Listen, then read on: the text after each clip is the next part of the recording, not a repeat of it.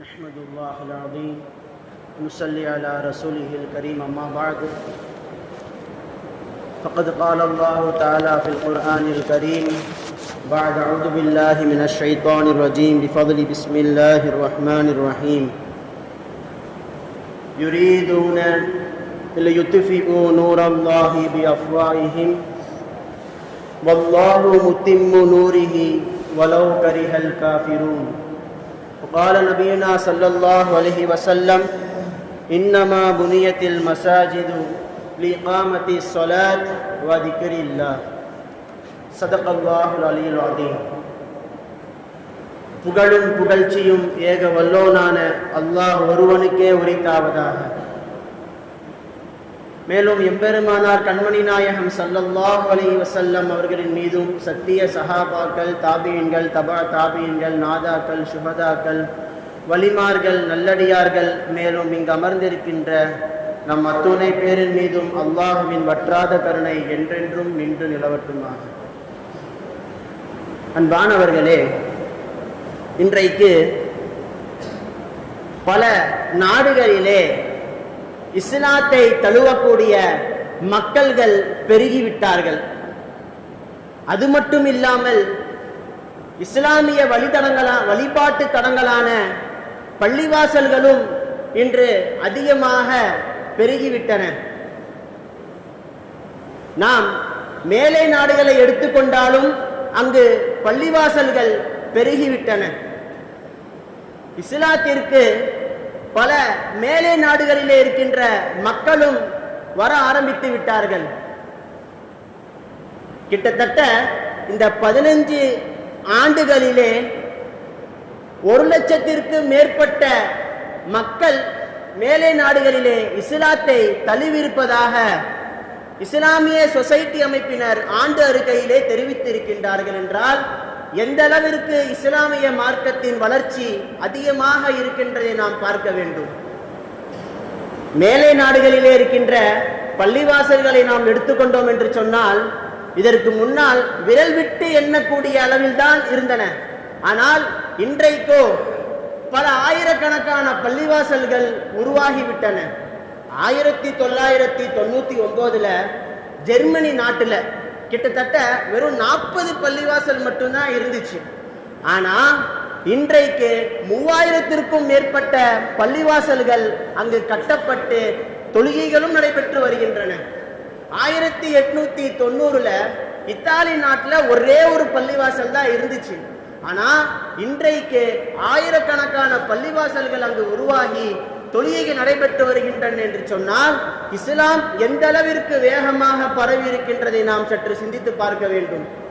Italy, ஐரோப்பா, Germany, Belgium, America, Russia போன்ற பெரும் பெரும் நாடுகளில் இருக்கின்ற மக்கள் எல்லாம் இஸ்லாத்தை தழுவி பள்ளிவாசல்களை கட்டி அங்கு அல்லாஹ்வை வணங்கிக் கொண்டிருக்கின்றார்கள். அன்பானவர்களே, இப்படி இஸ்லாம் வேகமாக பரவி கொண்டிருக்கின்றது. எந்த அளவுக்கு தெரியுமா? கிறிஸ்தவ தேவாலயங்கள் கூட பள்ளிவாசல்களாக மாற்றப்பட்டு அங்கு வழிபாட்டு தலங்களாக நம்முடைய பள்ளிவாசல்களாக ஆக்கி தொழுகைகள் நடைபெற்று வருகின்றன. அமெரிக்கால ஒரு இடம் இருக்குது, வாஸ் வேகாஸ் சொல்லிட்டு சூதாட்டத்துக்கு மிகவும் பெயர் போன ஒரு ஏரியா அது. அந்த இடத்துல கூட பள்ளிவாசல் ஒன்று உருவாகி மக்கள் எல்லாம் தொழுகைக்கு நேரம் தவறாம வந்துட்டு இருக்கிறாங்க. எந்த அளவு தெரியுமா?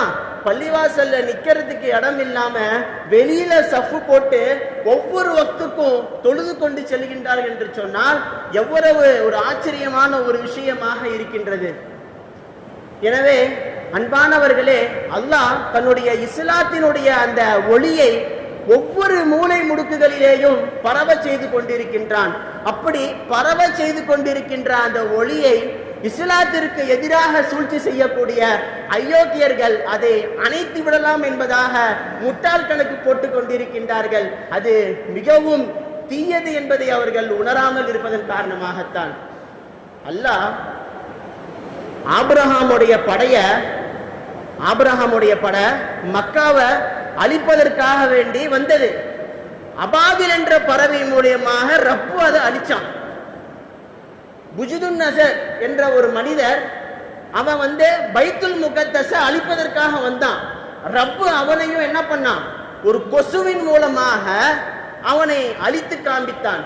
அதே போல இன்றைக்கு இஸ்லாமுடைய அடையாள சின்னங்களாக இருக்கின்ற, அல்லாஹ்வினுடைய இறை இல்லங்களாக திகழ்ந்து கொண்டிருக்கின்ற பள்ளிவாசல்களை கை வைக்கின்ற அத்துணை பாசிசவாதிகளையும் ரப்பு அழித்தே தீருவான் என்பதிலே எந்த விதமான சந்தேகமும் கிடையாது.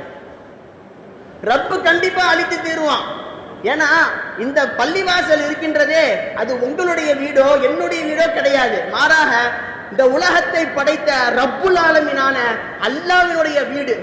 சாதாரணமா நம்ம வீட்டை கை வச்சா நம்ம விட்டுருவோமா? அதே போல இது அல்லாஹ்வினுடைய வீடு, அல்லாஹ் விட்டுருவானா? ஆபிரகாம் பட மக்காவை தாக்குறதுக்காக எல்லையில நிக்கும் போது அப்துல் முத்தலிப் பேச்சுவார்த்தைக்காக வராங்க. இந்த மாதிரி பேசலாம்னு சொல்லிட்டு வந்த பிறகு ஆபிரகாம் சொல்றான், இந்த மாதிரி நான் உங்களுடைய மக்களையோ உங்களையோ நான் தாக்குறதுக்காக வரல. நான் கட்டியிருக்கிற அந்த புனித ஆலயத்தோட உங்களுடைய காபா ரொம்ப பிரபலமாயிருச்சு, அதை நான் அழிச்சாதான் அங்க இருக்கிற மக்கள் எல்லாமே என்னுடைய இல்லத்துக்கு வருவாங்க என்பதாக சொல்லி அவன் பேசிட்டு இருக்கிறான். உடனே அப்துல் முத்தலிப் என்ன தெரியுமா சொன்னாங்க, நான் அதுக்கெல்லாம் வரலங்க, எங்களுடைய ஒட்டகங்கள் எல்லாம் உங்ககிட்ட இருக்குது, எங்களுடைய ஒட்டகங்கள் எல்லாம் உங்களுடைய மக்கள் எங்களுடைய அடியாட்கள் எடுத்துட்டு போயிட்டாங்க, அதை வாங்கறதுக்காக வந்திருக்கேன்னாரு. உடனே ஆபிரகாம் ஆச்சரியமா, எங்க நான் எவ்வளவு பெரிய விஷயத்த பேசிட்டு இருக்கிறேன், உங்களுடைய புனித இல்லமான காபாவை அழிக்க வந்திருக்கேன், நீங்க என்ன ஒட்டகத்தை கேட்டுட்டு இருக்கிறீங்க? அப்பொழுது அப்துல் முத்தலிப் சொன்ன வார்த்தையை நாம் பொன் எழுத்துக்களால் பதிக்க வேண்டும். என்ன தெரியுமா சொன்னாரு, அந்த காபா எங்க வீடு கிடையாது, அது அல்லாஹ்வினுடைய வீடு. இத்தனைக்கும் அவங்க முஷ்ரிக்கீன்களா தான் இருந்தாங்க, அல்லாஹ்வை பல கடவுள்களோடு ஒரு கடவுளா வணங்கிட்டு இருந்தாங்க. அப்படி இருக்கக்கூடிய சூழ்நிலையிலேயும் அப்பொழுது அப்துல் முத்தலிப் சொன்ன வார்த்தை, அது எங்க வீடு கிடையாது, அல்லாஹ்வுடைய வீடு, நீ வா அவன் பார்த்துக்குவான், நீ வா அவன் பார்த்து வருவதாக தைரியமாக சொல்லிவிட்டு சென்றார்கள். ரப்பு உடனே கடலுக்கு பின்னாடி இருந்து அபாபில் என்ற பறவை பொடி கற்கள் மூலியமாக அந்த யானை படையை துவம்சம் செய்தான் என்பது வரலாறு. எனவே அன்பானவர்களே, இது அல்லாஹ்வினுடைய வீடு.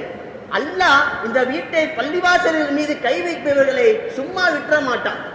இன்றைக்கு எத்தனையோ பேர் வரலாற்றை மாற்றிக் கொண்டிருக்கின்றார்கள். இஸ்லாத்திற்கு எதிராக சூழ்ச்சி செய்யக்கூடிய கயவர்கள் வரலாற்றையே மாற்றிக் கொண்டிருக்கின்றார்கள். எந்த அளவுக்கு தெரியுமா, இந்த இடத்துல ஒரு பள்ளிவாசல் இருக்குது அப்படின்னா அந்த பள்ளிவாசலுக்கு முன்னாடி ஒரு கோயில் இருந்தது, அந்த கோயிலை இடித்த பிறகுதான் பள்ளிவாசல்களை கட்டியிருக்கின்றார்கள் என்பது அளவுக்கு வரலாற்றை அவர்கள் மாற்றிக் கொண்டிருக்கின்றார்கள். எந்த ஒரு பள்ளிவாசல்களும் எந்த ஒரு இறை இல்லங்களும் எந்த ஒரு மனிதனிடத்திலே இருந்தும் நாங்கள் அபகரித்து நாங்கள் பள்ளிவாசலை கட்டவில்லை. எந்த ஒரு மனிதனிடத்திலும் இருந்து நாங்கள் வலுக்கட்டாயமாக எடுத்து நாங்கள் பள்ளிவாசல்களை கட்டவில்லை. வரலாற்றினுடைய ஏடுகளை நீங்கள் எடுத்து பார்த்தாலும் அதான் உண்மை. எங்களுடைய மூதாதையர்களும் அதே தான் எங்களுக்கு கற்றுக் கொடுத்தார்கள். எத்தனையோ வரலாறுகள் இருக்கின்றது, கூறுகிறேன் கேளுங்கள். உமர் ரலியல்லாஹு அன்ஹு அவர்களுடைய ஆட்சி காலத்துல எகிப்துக்கு கவர்னராக அம்ர் இப்னு ஆஸ் ரலியல்லாஹு அன்ஹு அனுப்பின பிறகு அங்கு இருக்கின்ற ஒரு பள்ளிவாசலை விரிவாக்க வேண்டும் என்ற ஒரு கட்டாய சூழ்நிலை. அதன் அடிப்படையில என்ன பண்றாங்கன்னா, ஒரு இடம் இருக்குது பள்ளிவாசலுக்கு பக்கத்துல. அந்த இடம் யாருது அப்படின்னா ஒரு யூத பெண்மணி உடையது. அந்த யூத பெண்மணிட்ட போய் கேட்கறாங்க, இந்த மாதிரி பள்ளிவாசலை நாங்க விரிவாக்க செய்யறோம், உங்க இடத்த கொஞ்சம் கொடுங்க அப்படின்னு. அதுக்கு அந்த யூத பெண்மணி என்ன சொல்றாங்க, இல்ல பள்ளிவாசல் நான் தரமாட்டேன் அப்படின்னு. உடனே ஆட்சியில இருக்கக்கூடிய அந்த தைரியத்தை பயன்படுத்திக்கிட்டு உடனே என்ன பண்ணிடுறாங்க, அந்த பெண்மணியோடைய பொருத்தம் இல்லாம பள்ளிவாசல கட்டிடுறாங்க. கட்டி முடிச்ச பிறகு உடனே அந்த பெண்மணி உமர் ரலியல்லாஹுவுக்கு கடிதம் எழுதுறாங்க.